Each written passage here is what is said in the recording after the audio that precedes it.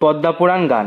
তো হ্যালো সবাইকে, আজকে আমি এসেছি কুমোরটুলিতে মা মনসাকে বাড়ি নিয়ে যাওয়ার জন্য।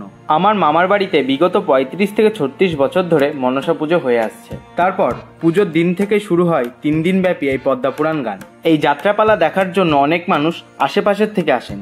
হয়তো অনেকে এই পদ্মাপুরাণ গানের বিষয়বস্তু সম্পর্কে পরিচিত, যা হলো দেবী মনসা ও চাঁদ সওদাগরের গল্প, যেখানে দেবী মনসা চাঁদ সওদাগরের কাছ থেকে পুজো নিতে চান, যার দ্বারা তিনি স্বর্গের দেবী হতে পারবেন।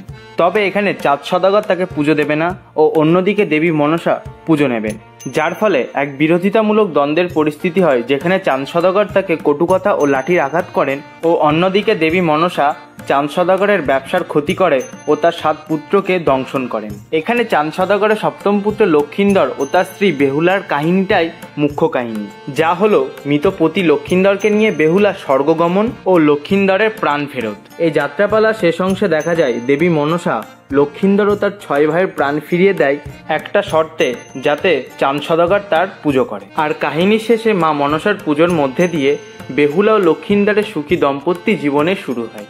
ভিডিওটা যদি ভালো লেগে থাকে তাহলে একটা লাইক ও কমেন্ট করে দিও, ও চ্যানেলে নতুন হলে ফলো বা সাবস্ক্রাইবটা করে নিও পরবর্তী ভিডিওর জন্য।